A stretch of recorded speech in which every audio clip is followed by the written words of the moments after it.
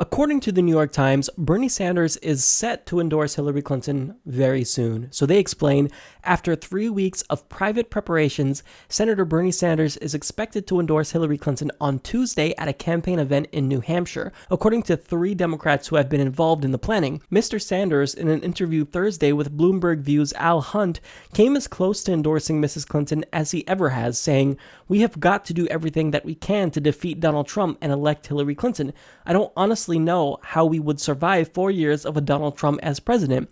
The endorsement was partly the result of daily talks between Mrs. Clinton's campaign manager, Robbie Mook, and the Sanders campaign manager, Jeff Weaver, about bringing together the two rivals and advancing the policy priorities of Mr. Sanders. Now, according to the article here, if he endorsed Hillary Clinton, this would all but guarantee that he would be given a speaking spot at the convention in Philadelphia, but he finished in second place, and he nearly beat a Clinton. So I think that he should be given a speaking spot regardless if he actually endorses her or not. But anyways, here's where they get it wrong in the article, and I take some issues with what they say. So while some allies of Mr. Sanders worry that his endorsement will be too little too late, he still has some sway over the 12 million Americans who voted for him in the nominating contest. Mrs. Clinton is eager for party unity, especially since a sizable minority of Sanders supporters is resisting her, with some of them planning to hold events and demonstrations outside the Democratic Convention in Philadelphia. There's obvious value to Mrs. Clinton in making peace with Mr. Sanders and having him in her camp. Now look, everyone knows I'm a huge Bernie Sanders supporter, but his endorsement will have no sway over my vote. I've made up my mind. I'm not voting for Hillary Clinton. I will be supporting Dr. Jill Stein because I agree with her politically and ideologically. So I'm supporting the candidate who I actually like.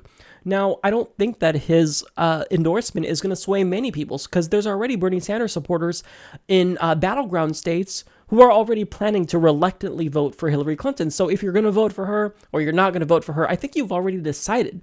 So this doesn't really mean much in the grand scheme of things. And furthermore, I would have liked him to threaten to endorse Jill Stein. I know that he would never do that, even though I would love for him to. But if he would have at least flexed and pretend that he would be endorsing Jill Stein, that would have given him all the leverage in the world. But, you know, Bernie Sanders is too nice. He said at the beginning that he would be supporting the Democratic nominee, and I believe him. I believe he's going to do that. Now, with that being said, I've preemptively received criticism from Hillary Clinton supporters and some Bernie Sanders supporters because I've been very critical of Elizabeth Warren once she endorsed Hillary Clinton, and they're expecting me to be pretty critical of Bernie Sanders and to abandon him and just throw him under the bus. But I'm not going to do that. This is a different story here. Bernie Sanders, do I expect he's going to endorse Clinton? Yeah, I think he probably will, but I'm not going to hold that against him like I'll hold it against Elizabeth Warren. So Elizabeth Warren's endorsement of Hillary Clinton shows that she's a coward. Bernie Sanders' endorsement of Hillary Clinton doesn't show that about him. What's been going on for the past month are intense negotiations behind the scenes between Bernie Sanders and Hillary Clinton's campaign. So he stipulated that an endorsement won't come unless Hillary Clinton and the party actually pledge to be representative of progressives. So he's endorsing her because he's using that as leverage. So, for example, Hillary Clinton's new college-free tuition plan is the direct result of these negotiations. And furthermore, Bernie Sanders held out on endorsing her and actually took heat because of this from the entire party, and he even got booed because of it.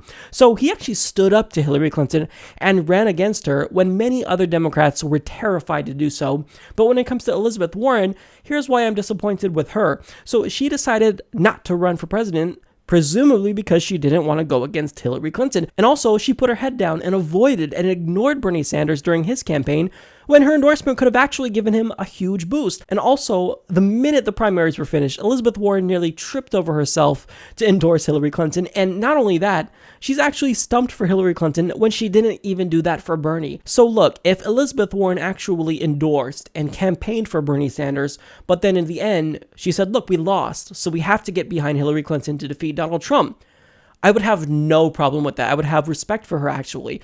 But she avoided Bernie Sanders like the plague. She barely mentioned that he was even running for president when she is much more aligned with him when it comes to progressive values. Elizabeth Warren flocked to Hillary Clinton immediately because it was politically pragmatic and presumably because she wants a spot as her VP. I don't find that standing up for your progressive values. See, if Tulsi Gabbard and Jeff Merkley and Raul Grijalva, Keith Ellison, if they all come out and endorse Hillary Clinton, which I expect them to probably do since they're part of the same party, I have no problem with that. I'm not going to hold that against them because they actually came out for Bernie Sanders. They stumped for him. They endorsed him. They fought for progressive values. And so I don't see anything wrong with them now falling in line and supporting Hillary Clinton. That's fine. I'm not going to do that, but if you're a member of the party, that's fine. I'm not going to hold that against them. They fought for progressive values, but in the end, Bernie Sanders isn't the nominee. Hillary Clinton is. So I don't fault them for endorsing Hillary Clinton. I fault Elizabeth Warren for endorsing Hillary Clinton because she ran away from her principles. She ran away from Bernie Sanders, and ultimately she ran away from her constituents who wanted her to endorse Bernie Sanders. So that's why I hold it against Elizabeth Warren and why I wouldn't hold an endorsement of Hillary Clinton against Bernie Sanders. Now, I'm still going to be disappointed. I still would prefer that he endorsed Jill Stein, but in the end, I can't hold it against him. That's his decision. He's remaining principled and doing what he said he would do. Now, I'd love for him to endorse Jill Stein because that would give her a monumental boost. But, again, it's Bernie Sanders. He's not going to go back on his word. Now, there's nuance to the world, of course. If he comes out and starts stumping for Hillary Clinton and starts claiming she's the most progressive candidate in the world, well, then I'm going to have to come out here and criticize him and fact check him and say, no, Bernie, that's actually wrong. Because for me, I'm consistent. I'm principled. I apply the same standard to everyone.